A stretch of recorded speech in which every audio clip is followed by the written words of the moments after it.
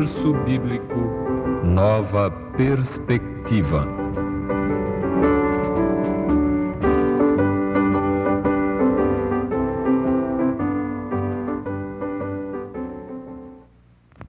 A ideia de que o homem é imortal tem levado o mundo cristão a outro terrível engano. A filosofia que ensina tanto os bons como os maus possuem a imortalidade também diz que, seja no céu ou seja no inferno, ninguém pode morrer. Todos vivem para sempre, ou em felicidade eterna, ou em tormentos eternos. O que diz a Bíblia sobre este assunto? Na Bíblia, a palavra inferno é usada com 3 significados. Quando tem origem no hebraico Sheol e no grego Hades, inferno quer dizer sepultura. No Novo Testamento, a palavra Geena, um lugar que arde, está usada 11 vezes e está traduzida como inferno por referir-se ao fogo. Geena literalmente referia-se ao vale de Inom, ao sul de Jerusalém, onde era queimado o lixo da cidade. Também os corpos dos animais mortos eram jogados ali para serem queimados. Esse fogo ardia constantemente. E o que o fogo não destruía, os vermes consumiam. Geena é um símbolo de aniquilamento total, nada restava além das cinzas. Outra palavra grega que é traduzida como inferno é tártaro, e quer dizer um lugar de obscuridade. É usada para descrever as sombras que envolvem os anjos rebeldes que seguiram Satanás em sua revolta contra Deus.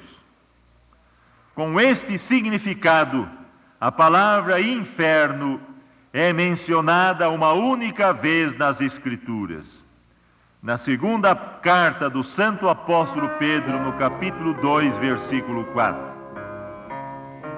Vocês devem ter notado que nenhuma vez a palavra inferno foi usada com o sentido de um lugar de sofrimento eterno ou de fogo que não se apaga.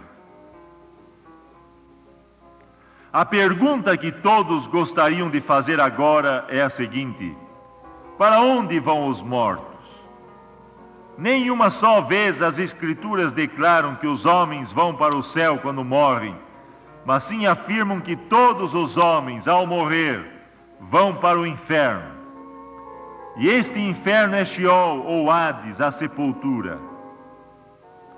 Lemos no livro de Jó: pois eu sei que me levarás à morte e à casa destinada a todo o vivente. Eu aguardo já a sepultura por minha casa. Jó capítulo 17, versículo 13.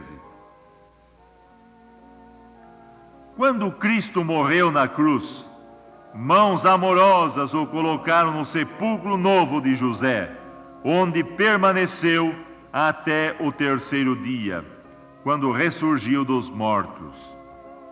No livro de Atos, capítulo 2, versículo 27, está escrito: porque não deixarás a minha alma na morte, nem permitirás que o teu santo veja a corrupção.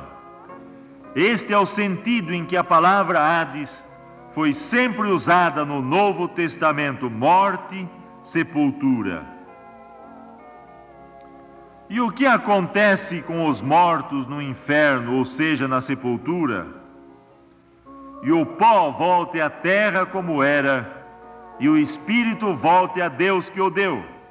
Eclesiastes capítulo 12, versículo 7. A sepultura tem aberto as suas portas para receber tanto bons como maus.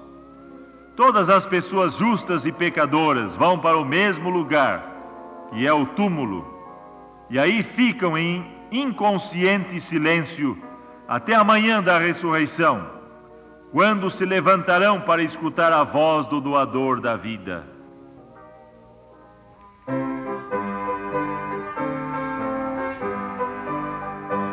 Quando Cristo seu clarim dos altos céus mandar tocar, quando o dia muito feliz em luz romper, e os remidos imortais o meu Jesus incorporar, e chamado então eu for, se lá estarei.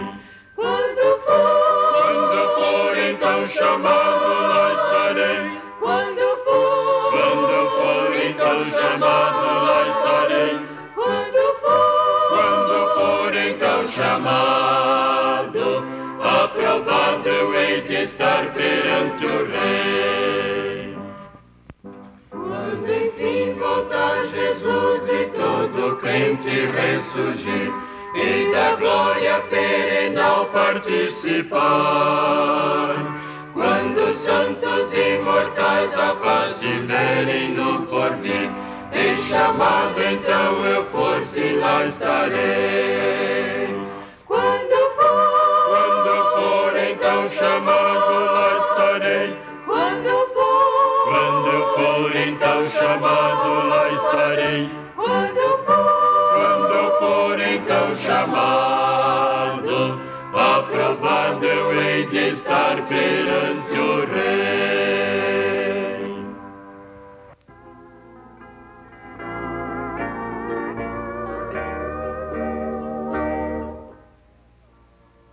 Certamente, ao soar a trombeta de Deus, os justos sairão incorruptíveis das sepulturas. Os santos que dormem no silêncio ouvirão a maravilhosa voz de Deus e ressurgirão revestidos de imortalidade. Juntamente com os santos vivos, todos serão transformados no momento e subirão ao céu com Cristo para viver e reinar com Ele durante 1000 anos. E os mortos ímpios? Bem, eles permanecerão no sono da morte até ao fim desses 1000 anos mencionados em Apocalipse 20. Diz o verso 5: os restantes dos mortos não reviveram até que se completassem os 1000 anos. E depois dos 1000 anos, no mesmo capítulo, versos 14 e 15, está escrito: então a morte e o inferno foram lançados para dentro do lago de fogo. Esta é a segunda morte, o lago de fogo. E se alguém não foi achado inscrito no livro da vida, esse foi lançado para dentro do lago de fogo. Este é o Geena final das Escrituras, o lugar que arde, onde se dará a consumação completa dos pecados, até que só restem cinzas. Será um verdadeiro lago de fogo, onde todas as obras do maligno e todos os malfeitores, inclusive o diabo e os seus anjos, serão eternamente consumidos e deixarão de viver para sempre. Com esse fogo, Deus purificará este mundo amaldiçoado pelo pecado, e de suas cinzas surgirá um novo céu e uma nova terra, onde para sempre habitará a justiça. E por quanto tempo queimarão os maus? Deus nunca faz uma obra pela metade. Quando Ele salva, salva completamente, corpo e alma. Da mesma forma, se os homens se perdem, são consumidos completamente, corpo e alma, até que nada mais reste, nem a lembrança de sua existência. Podemos ler em São Mateus capítulo 10, versículo 28, temei aquele que pode fazer perecer no inferno tanto a alma como o corpo. A palavra perecer indica um fim completo do ser. É o aniquilamento total. É como se nunca houvessem existido. Pois eis que vem o dia e arde como a fornalha. Todos os soberbos e todos os que cometem perversidade serão como o restolho. O dia que vem os abrasará, diz o Senhor dos Exércitos, de sorte que não lhes deixará nem raiz e nem ramo. O que diz a Bíblia a respeito de um queimar contínuo e eterno? Leiamos em Apocalipse capítulo 20, versículo 10. O diabo, o sedutor deles, foi lançado para dentro do lago do fogo e enxofre, onde também se encontram não só a besta como o falso profeta, e serão atormentados de dia e de noite pelos séculos dos séculos. Isto quer dizer para sempre. Se você segurar uma folha de papel e colocar fogo nela, por quanto tempo queimará? Enquanto houver papel, é claro. Por quanto tempo queimarão os maus? Até que haja alguma coisa para queimar. Não pode continuar queimando mais do que isto. É por isso que se diz que eles queimarão para sempre. Em Êxodo capítulo 21, versículos 2 a 6, lê-se de um homem que devia ser escravo para sempre. Como podia ele continuar sendo escravo depois de sua morte? Para sempre, neste caso, significa enquanto existir vida. Os homens queimarão até que sejam consumidos, raiz e ramo, e desaparecerão. Este é o seu castigo eterno. Não voltarão a existir depois que a segunda morte os aniquile. A segunda morte é eterna, dela não haverá ressurreição. O castigo dos ímpios é eterno em suas consequências. No passado, as cidades de Sodoma e Gomorra foram destruídas por Deus com fogo por sua iniquidade, como um exemplo do que acontecerá a todos os ímpios no final.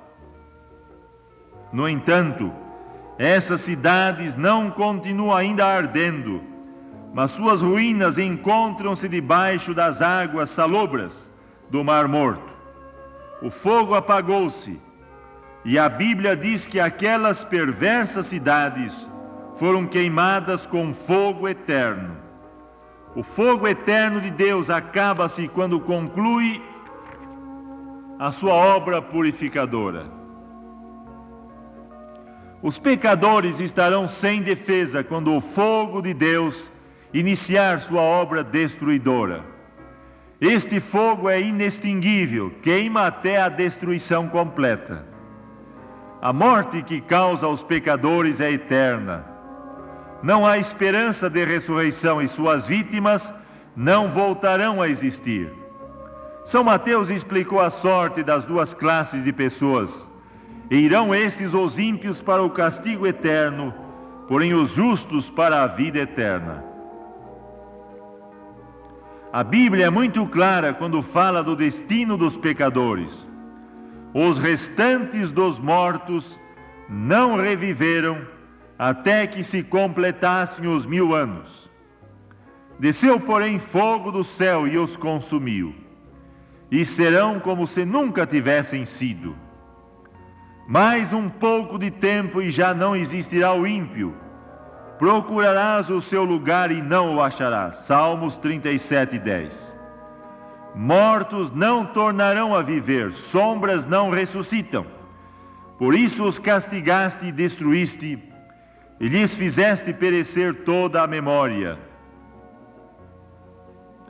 Quando todo rastro de pecado, todos os homens rebeldes e demônios tiverem sido destruídos pelo fogo, então Deus começará a sua nova criação.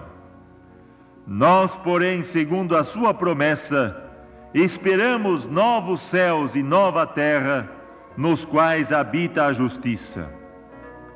Como poderemos escapar da destruição e possuir a vida eterna numa terra restaurada? Por essa razão, pois, amados, esperando estas coisas, empenhai-vos por ser achados por Ele em paz, sem mácula e irrepreensíveis. Crescei na graça e no conhecimento de nosso Senhor e Salvador Jesus Cristo. A Ele seja a glória tanto agora como no dia eterno.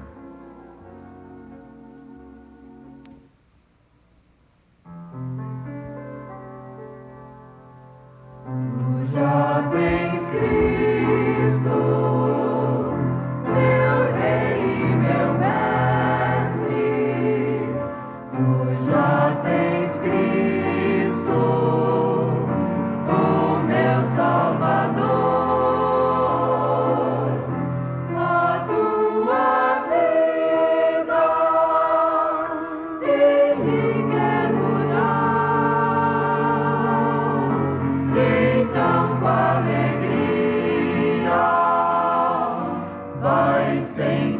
cantar.